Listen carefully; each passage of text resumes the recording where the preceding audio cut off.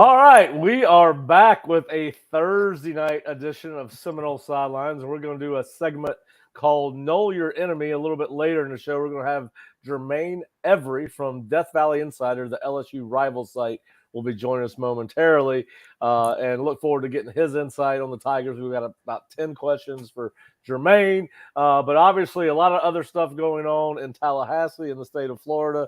Obviously, Kurt, we did not see each other because of the hurricane yesterday. And obviously, FSU was back to practice yesterday and today. And you just come out with an article kind of drawing parallels to Jordan Travis's career as he's faced Brian Kelly a tremendous amount of times since he's been at Florida State. So before Jermaine joins us, just to give us kind of some updates from practice today, and then tell us a little bit about your article and Jordan Travis and where that idea came from and how you drew the parallels.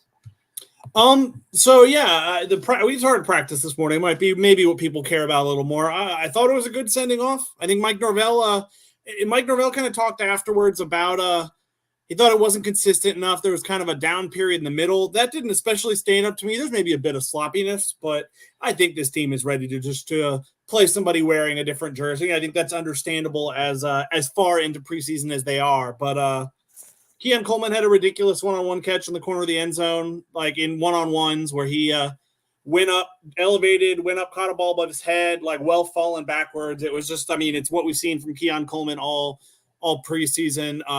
Braden Fisk had a nice pass breakup. Greedy Vance, I thought, made a really nice play on the ball where he, in 11 on, there was a catch over the middle, and he just punched the ball out, and kind of exactly what the staff wants to see. Fabian Lovett, very impactful again. Braden Fisk, very impactful again. Jeremiah Byers. It's kind of a lot of the same names we were talking about in the trenches, and that kind of says something. But, I mean, there are a few guys who I really liked there, and I've really liked a lot of what I've seen this preseason. Yeah, we can talk about the story. I mean, the story kind of – obviously, I think it came up in the press conference this week of somebody talk about – I mean, this is obviously the fourth straight year that Brian Kelly's had to face Florida State and Jordan Travis. It was his last 2 years at Notre Dame, now his first two at LSU.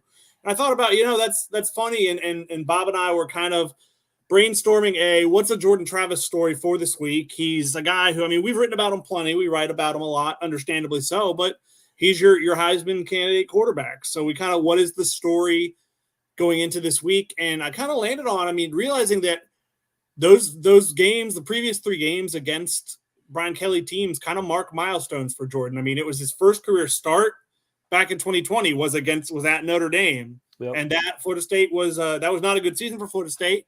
That outside of North Carolina was probably one of the brighter spots. They were pretty competitive on the road against the top 5 Irish team. And that was, I mean, it was an encouraging game from Jordan, definitely. And a pretty prescient quote from Kenny Dillingham kind of the 2 days after I got asked about what he liked from Jordan, and had a pretty prescient quote that's in the story just about how quickly Jordan took to coaching and was kind of putting what they were telling him as they were trying to teach him as they went into action, and that he really grew through game action. And that's kind of been the Jordan Travis story, if you will. Year after, obviously, splitting time with Mackenzie Milton. He again has Florida State in the game against Notre Dame, but he didn't get to finish that game. That's kind of through that year, he's the best option at quarterback when he's out there. And then obviously last year was the statement. Last year was we know Jordan's the starter. What exactly is Jordan? And as it turned out, I mean, on that stage, he could not have handled that moment much better against a really good LSU team, as we found out later in the season. I mean, commanding the offense and just generally, I mean, kind of coming away with the signature win that Mike Norvell desperately needed. And now this year's the hype. I mean, Brian Kelly's a good quote from Brian Kelly in there about Jordan and how, I mean, he just refuses to lose and how he's a winner and how he thinks one of the best traits about him. But also, I mean, he's had about as close a seat to anybody outside the program of Jordan's growth from his first start to now. And I think he knows the challenge that's ahead for his defense this weekend. Yeah, listen, it's going to be a tremendous challenge for the LSU defense with Jordan Travis, Keon Coleman, Trey Benson, Rodney Hill, Lawrence O'Feely. And listen, of course, there's going to be challenges on both sides of the ball. I mean, you got two elite pass rushers on both teams with Harold Perkins for LSU and Jared Verse from Florida State. So both offensive lines who LSU feels like they're really good at tackle. Florida State feels like Byers is the answer at right tackle. They've got a veteran at Robert Scott at left tackle, and obviously Bless Harris is able to go in and spare either one of those guys for whatever reason. So I think it's going to be. I think. Listen, we've talked all week about this as both teams are full of similarities. You got two quarterbacks that are they have ability to make plays with their feet and with their arms. A little bit different. I don't know if Jaden's quite as elusive as Jordan, but we'll find out. But listen, the reason we brought you guys we're on the show tonight is we've got Jermaine Every from Death Valley Insider, the LSU rival site, and Jermaine had some little technical issues getting set up, but listen, we were supposed to have him on last night.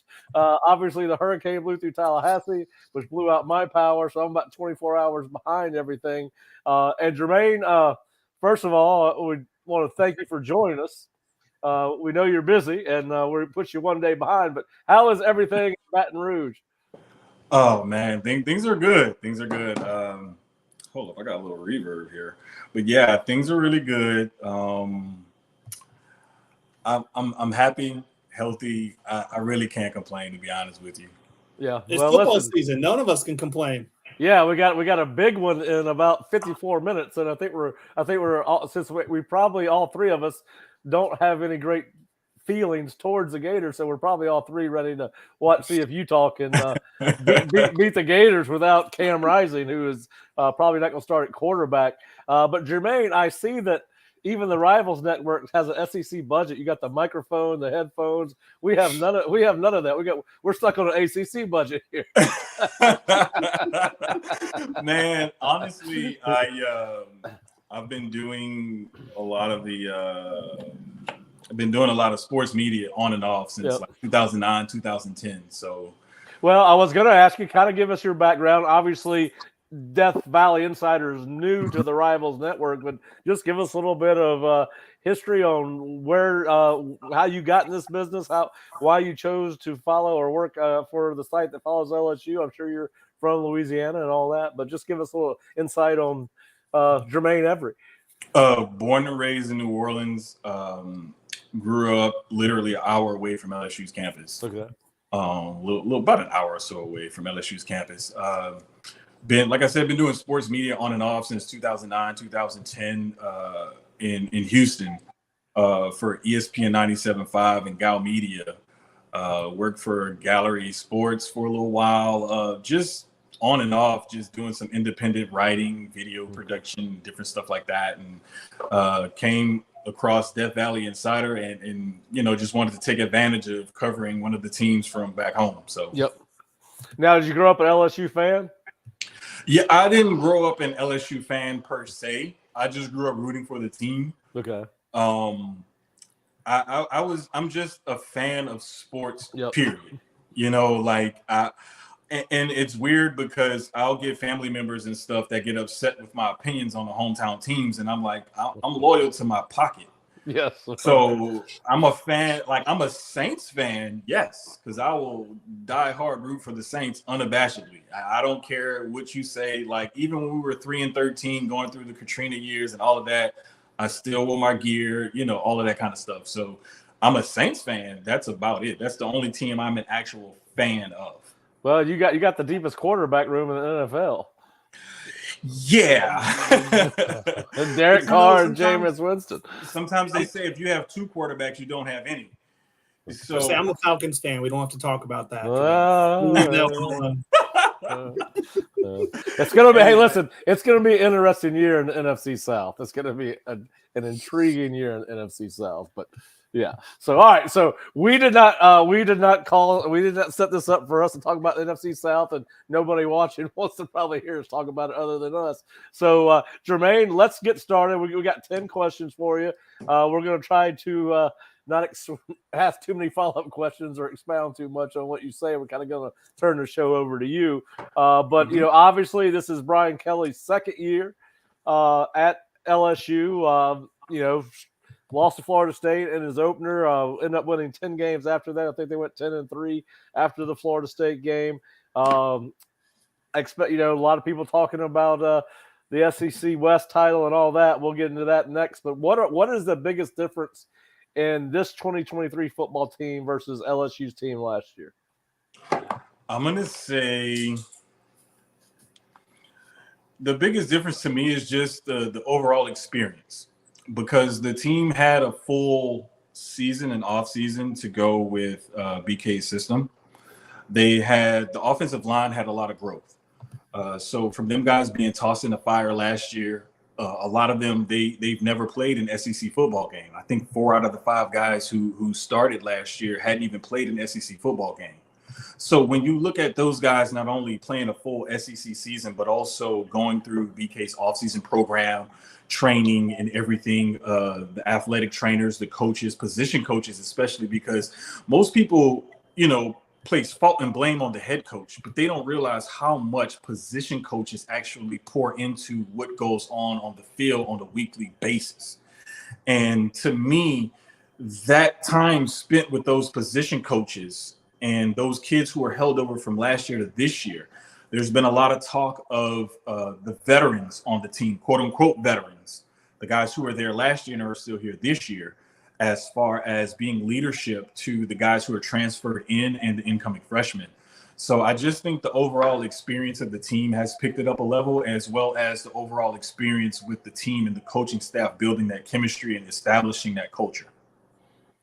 We know definitely the expectations around the Florida State side going into this. I mean, the fans are talking playoff. The fans have big expectations. I think the team itself has big expectations, obviously. What, I guess, inside the program and maybe from the fan base, what are the expectations for this LSU season from all you've been able to ascertain? I think one of the biggest things is that this fan base now has a lot higher, or their expectation level this season matches what they've always been in previous seasons. And to me, last year, looking at the team, I was just hoping hey, win at least 8 or 9 games, get used to each other, feel each other out, because it takes a coach at least 2 recruiting cycles, in my opinion, to truly change the team into the shape and the look that he wants it. And I think that after what they were able to accomplish down the stretch last year, making it to the SEC title game and having a good showing, Jaden Daniels really turning it on towards the middle end of the season, the defense picking it up. I just think that fans' expectations now are a lot higher, and I think their expectations are going to meet with the team's end result, because this should be a 11-1 or 10-2 season easily.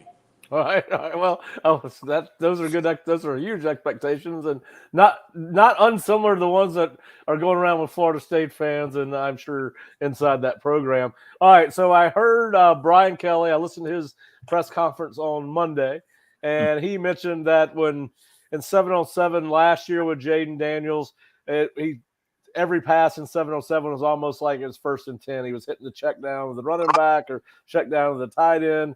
And he says 7-on-7 this summer, it's been like every down is 4th down, and that he's trying to get the ball, he's got to pick up the required yardage, whatever situation they're in, even if it's 1st and 10, he's trying to get 10 plus, so forth and so on. So how do you feel about Jaden Daniels going into his 2nd year in Brian Kelly's system?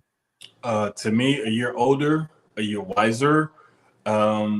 He's just, I remember seeing him play at Arizona State under Tony Dungy, and I want to say they went 5-7 that year.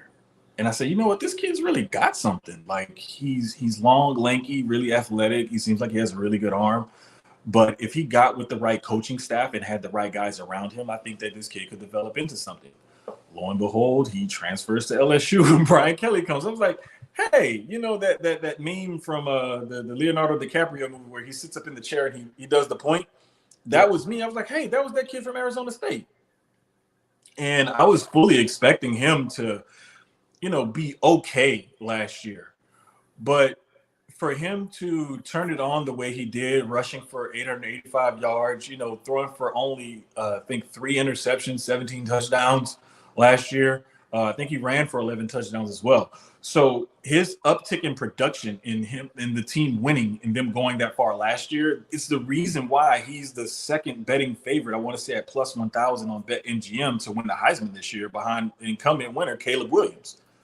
the next best betting odds are two guys at 1,200, next guy's at 1,400.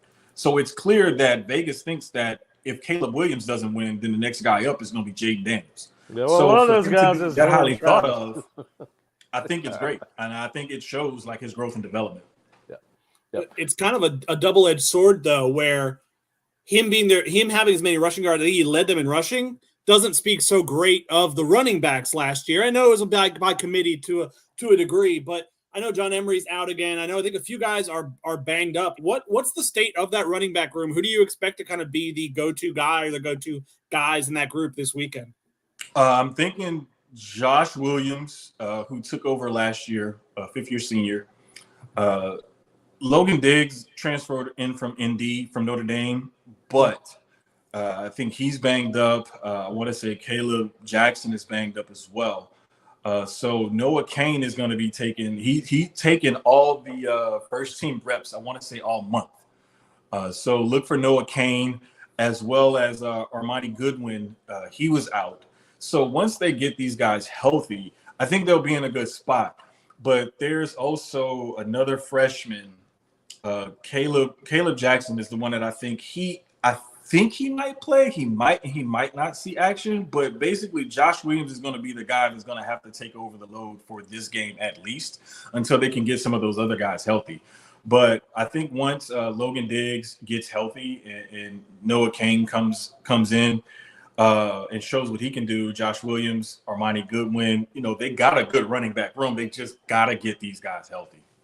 Yeah, I had read where there were a couple guys that were banged up. Then you add Emory on top of that.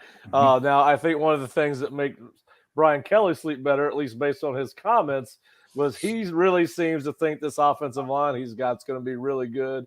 I think he was talking about his entire team when he said this, but it was asked. He said it after he was asked about the offensive line, that they are a more physical group than they were last year. And obviously with Emory Jones and Will Campbell being true freshmen last year, obviously more mature as well mentally from a football standpoint. How good can the LSU's offensive line be? I know there was I don't know if Kurt, you can help me, but somebody came out and said they thought LSU was going to run for 200 yards on Florida State. I don't know if that was inside the program or outside the program, but my point being, either way, it seems like they think their offensive line is pretty good. And they gave Will Campbell number 7, which he obviously cannot wear. Right. Will can't wear number 7, but he's going to be wearing a patch on his jersey just to symbolize, because that symbolizes the biggest playmaker, the best player on the team historically for LSU. This offensive line, BK, when he got there, he wanted them to be the focal point of the team. He wanted those guys to be the leaders of the team, to set the tone for the team. And it's obvious by Will Campbell getting bestowed the honor of wearing number 7 for this season, and the way those guys gained experience and how they played, down the stretch. It's no coincidence that Jaden Daniels had the year that he had and was able to put up the kind of numbers he was able to put up, because those guys stepped up to the plate. And so, just like I said with Jaden Daniels, a year older, a year wiser, another year with experience, and a full offseason in this program with those coaches and whatnot, I can't see any dip in their play. I can only see it going up. And with the running back by committee thing going, because traditionally LSU will have at least one lead back, sometimes 2 guys that they can consider a lead back. Whereas now they're more or less going running back by committee. And I'm less concerned about the running back by committee and even the injuries at that position, because of how good that offensive line actually is. All right.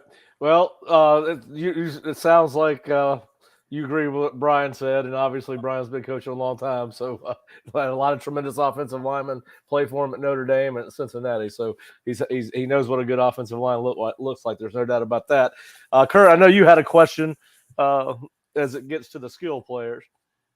So there are definitely, Jade, we saw Malik Neighbors and what he became last year after the struggles in the Florida State game with returning punts in particular. He had a really special season. I think Mason Taylor was really impressive as a freshman tight end. Those are, I guess, the main known options that Jaden Daniels has to work with kind of in the passing game. Who are kind of those next guys up that Florida State fans should know about going into this game beyond Malik, beyond Mason Taylor? My guy, Kyron Lacey. I was gonna say Mason Taylor at tight end, but you specifically said wide receiver, so I'm gonna go wide receiver. But those were the two guys that I had pegged as, okay, outside of Neighbors, who's going to be that next guy? You know, who's going to step up and say, hey, you know what? I can make plays too.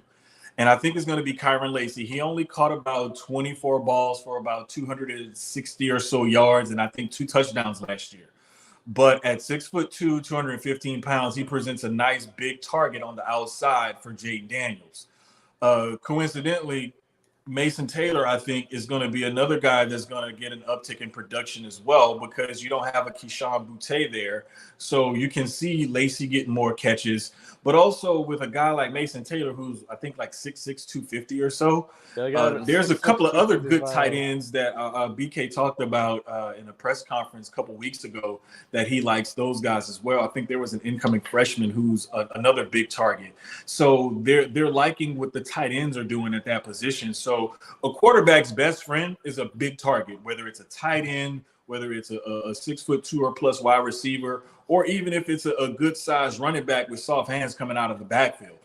I just really think that those two guys in particular are going to see an uptick in production. Don't be surprised if you have a tight end like a Mason Taylor being the second, maybe third leading receiver on this team this year. I would not be surprised at all. Yeah, I wouldn't be surprised if it's the same for Florida State. Jermaine Bell might be Florida State's third guy. He transferred from South Carolina. And I tell you, Jordan Travis knows something about, you talk about big receivers. Florida State's top 2 receivers are about to be 6'7" and 6'4". So he knows something about big receivers. Yeah, yes, trust me. I have some friends of mine who are salivating over those wide receivers, and they're like, gosh, I really hope we get a chance to draft one of those guys. That'd be great. And I'm like, guys, listen, just because a guy is tall and big and kind of fast does not mean he can run routes and catch. I was like, those guys are really good, but let's let them develop and play or something before you get they literally started salivating about these guys before the draft this past year. Yeah. So they're already looking forward to next year's and the year after that draft to see those guys come out when they come out. I'm like, guys, calm down. What if something happens? Like, I don't want to wish anything bad on anybody, but yeah, I am kind of nervous about that 6'7", 6'4" wide receiver that you guys got. But at the same time, Zy Alexander, who's one of the projected starters at corner for LSU, is about 6'2" himself. So to have a guy that's 6'2", and then Deuce Chestnut transferred in from Syracuse, he's 5'11". To me, a corner that's 5'11", 5'10"-ish, I still put stock in, because if they're athletic enough to keep up with the big body guy, they're athletic enough to stay with him, be in his body, and like make it harder for him to make the catch if they can't jump up and bat the ball down.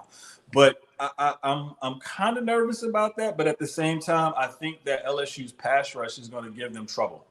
Yeah, well, listen, these teams are mirror images of each other in a lot of ways, and that's a perfect segue to our next question. Both teams are probably going to be without arguably their best defensive front 4 player anyway. Florida State obviously wouldn't have the services of Darrell Jackson unless the NCAA flips their waiver decision, and I think Kurt would agree with me. I think he is the best defensive tackle Florida State has on its roster this year, and maybe for the last 10 years. But if the guy that plays up to his potential, a huge bonus from Florida State. They could have had him. You guys are out without defensive tackle Mason Smith, who was coming back from an ACL that he suffered in the Florida State game last year. He came in with a ton of hype as one of the best players ever signed at LSU, and certainly the number 1 player in his recruiting class. Just how big of an impact is him being out of the lineup to that? What kind of how does that impact the LSU defense? I'm not gonna lie, it's gonna hurt. It is gonna hurt.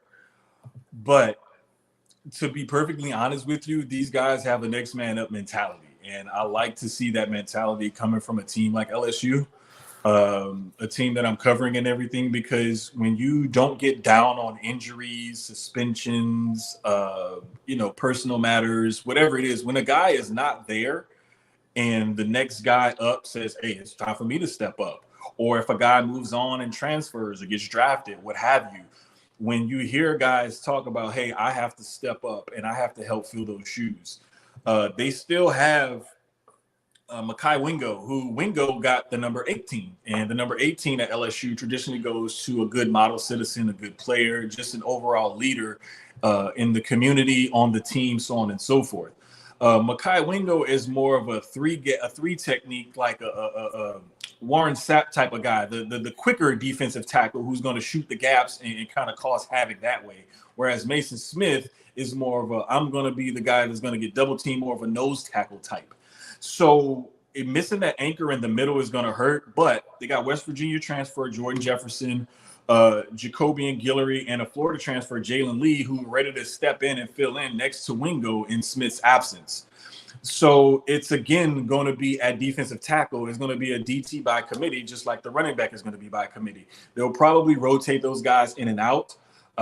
I could even imagine a scenario where on passing downs, they put more of the quote unquote NASCAR package that the Giants made popular, giving the Patriots trouble, and put those guys in, more defensive ends and quicker defensive tackles to kind of make up for the loss of Mason Smith. One thing that I will be looking at in this game is how much Florida State tries to run up the middle to try to run at those replacements and see if they can challenge those guys and see what they can get away with. And I think early on, if LSU's defensive line, establishes that line of scrimmage and tells Florida State, you're not running up the gut. Just because Smith ain't here don't mean it's going to be a cakewalk. I think that will help set the tone for the rest of that defense and let those guys know, like, hey, Mason Smith isn't here, but I'm stepping up. And whenever you get a collective group like that and they say, hey, I'm stepping up, so you got to step up, it starts to permeate throughout the team and it gives everyone else confidence. Yeah, listen, there's no doubt that whoever is able to defend the run better gives themselves a huge advantage in this game because they both got elite pass rushers on other side on defense. Well, and we didn't see Florida State run the ball very well against LSU. I think the wild card there is, I think the Trey Benson you're going to see Sunday is a different Trey Benson in the Florida State backfield than you saw last year. He was a guy who it definitely looks a lot different than he did a year ago. But yeah, that was frankly, Jordan Travis beat him with his arm, not as much with his legs or with the running backs last year. We talked about a lot of good players in this game. I think, a guy who has the case of being the best player in this game all around. There are a few guys in that conversation, but Harold Perkins is right there for LSU. And that is especially for last year as a freshman, was a dude. But that Arkansas game, I watched that. I was on the road for a game. Scary that day. Yes, he was incredible in that Arkansas game. I know Brian Kelly talked this week about, we're going to make teams account for, they're going to move him around. I think he's going to be inside more, but they're also, going to move him around. He's a guy who I know is hardly going to be in the same spot every time. How do you think he's going to be used now with a year under his belt? Florida State didn't see him last year, which was definitely a benefit for Florida State. Yeah, I don't know if you guys saw it, but when you mentioned his name, my face lit up because we have a few guys like that who we could, if you asked us about them from this preseason, we would be talking like that. Yeah, it's one of those kind of guys where I just enjoy watching him play. Because there's not very many guys that you can see where they'll line them up anywhere. And one of my favorite players to watch like that in the NFL right now is Micah Parsons, because the Cowboys will line him up at either defensive end spot. He may be at either outside linebacker spot. He may line up at middle linebacker. You just really don't know where Micah Parsons is going to be every play. Well, one thing you do know is you have to account for him. Isaiah Simmons, when he was at Clemson, he was used in a similar way. The Cardinals have used him literally at safety, corner, linebacker, rush in. They've used him all over. I don't think Perkins will play much defensive back as in a natural safety position, but I can see him playing the Mike, the Will, the Sam, either rush end. I can see him spying the quarterback, checking tight ends, and maybe even zone coverages against wide receivers. I don't know where they're going to use him. I just know he's going to be all over the field. So even if he did end up lining up as slot corner, honestly, I would not be surprised. He's that new type of hybrid linebacker where he's the size almost of a big safety, but teams want those 6'1", 220-pound linebackers now because they want those guys to be able to move sideline to sideline, cover tight ends and running backs, and be able to shoot the gaps when they blitz. or be able to run with a wide receiver in a zone if he has to, or cover somebody coming out. And if they switch up a play and you get caught in your base defense and they're going 4 wide, you need an athletic guy who can probably run with some of those wide receivers on the field. And that's the type of guy that Perkins is. And I honestly, I'm looking forward to seeing how many snaps he plays at different positions once the season is over with.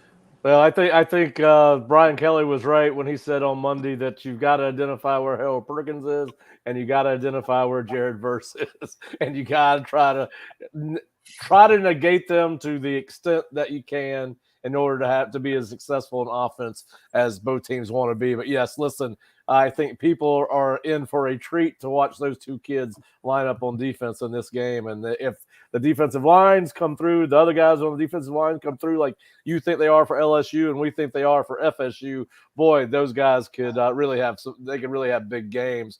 Obviously, one of the things that Brian Kelly said at his SEC Media Days was they got to get better on third down defense. And then particularly in that press conference, he called out the secondary. You guys have some questions at secondary, at corner, really. I think y'all feel pretty good about your safety spots there with 2 returning starters. But you got 2, as you mentioned, Zy Alexander already and Deuce Chestnut. Just who are going to be, how do you feel like those portal guys, what have they brought into the program?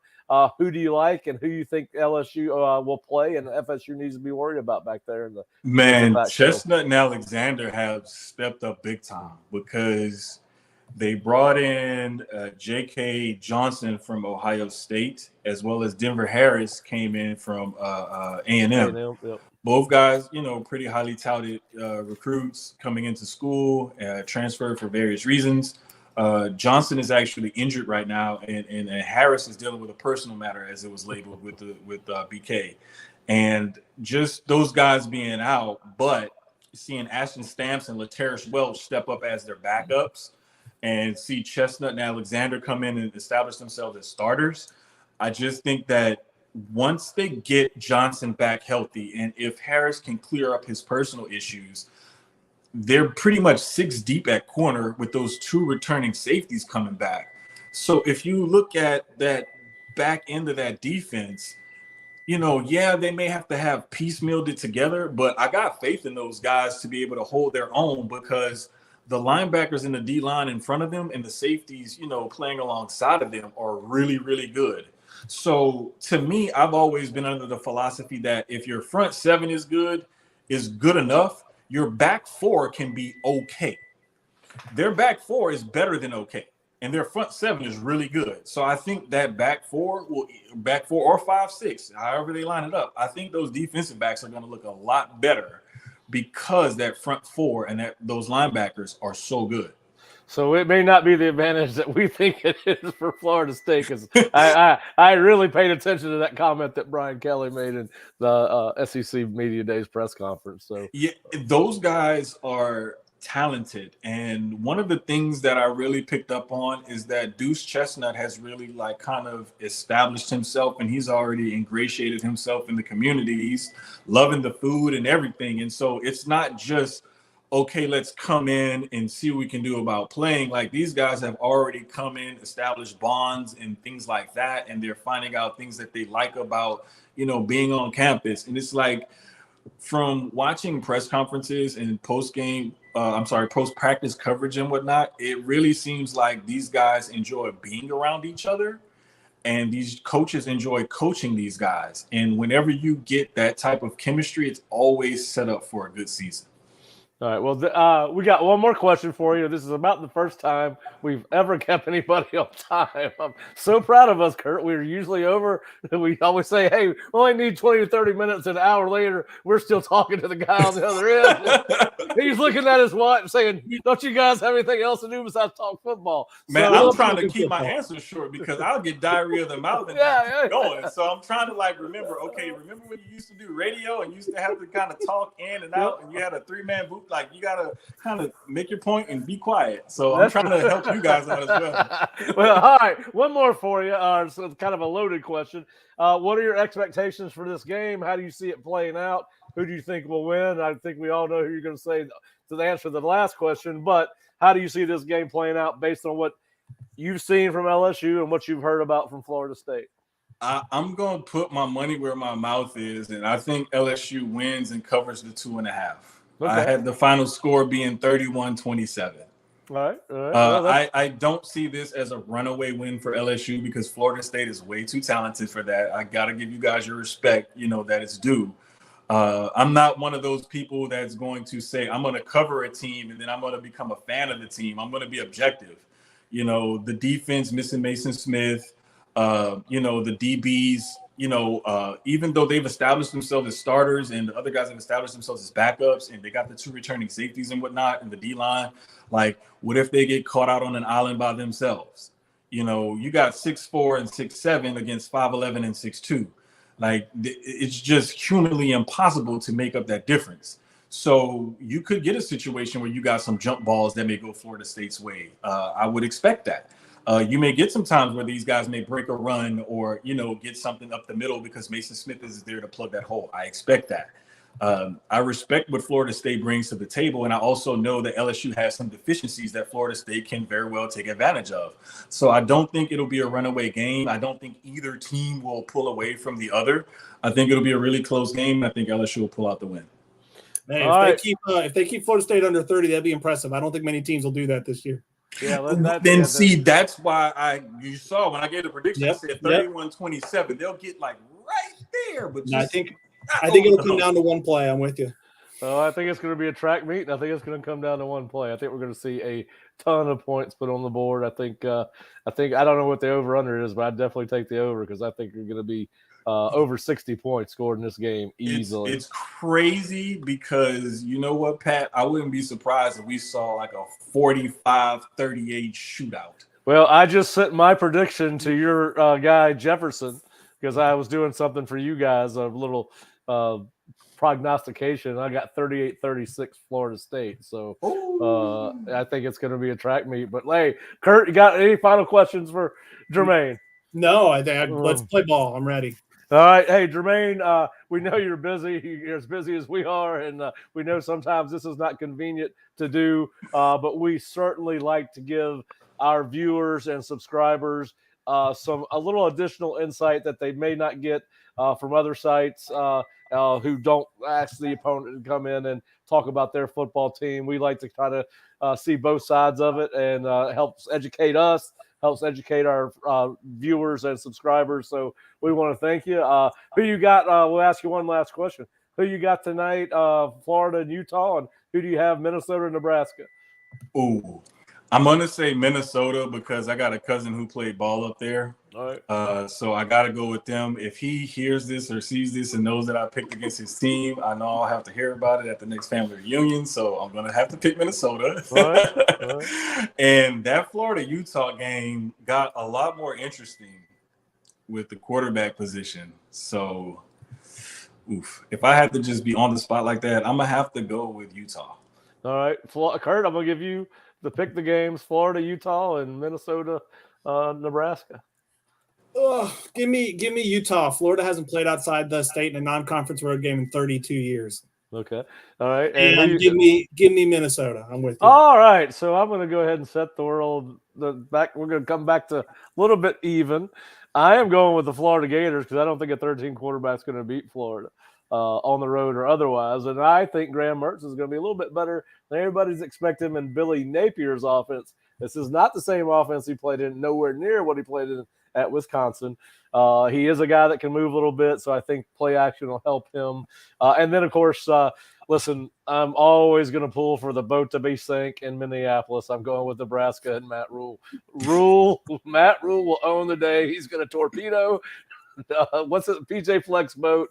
So anyway, hey, listen, I'm just glad college football is here. Yes. There's a ton to talk about. Listen, I didn't even get into the NC State UConn game, which I think could be a surprisingly good game tonight. So, I'm so with you guys on just being happy college football is back. There's just something about waking up on Saturday and turning on your TV and you see crazy fans and the signs at college game day and just, the tailgating and just the atmosphere, and it's not even just college football, it's high school football because I'm actually in Texas, and there's just so much. Like, high school football is a religion here.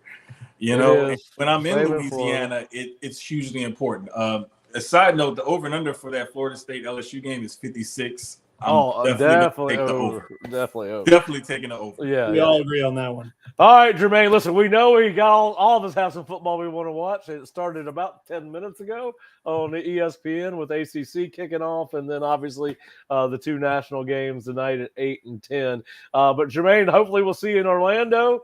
If you're coming, we look forward to catching up with you, meet you in person. But certainly, thank you for your time. If you're a Osceola YouTube subscriber, but not a Osceola subscriber, please go to theosceola.com or floridastate.rivals.com and consider subscribing to the Osceola. We appreciate you listening, but we'd love for you to read our practice reports every day. And obviously, as we talked about earlier in the show, Kurt's got a great article on Jordan Travis's growth as a quarterback and how that kind of relates to his games against Brian Kelly. So we just printed I'm still stuck back in the old days. We just posted our written preview of the LSU Tigers. It's very LSU centric, talks about them in depth, but you can go to theosceola.com or floridastate.rivals.com and sign up for a subscription. Kurt, one last thing. Okay. I thought you guys okay. Right. Hey, Jermaine, thanks for joining us. Look forward to catching up with you down the road. And yes, of course, hope you guys have a great season other than Sunday night.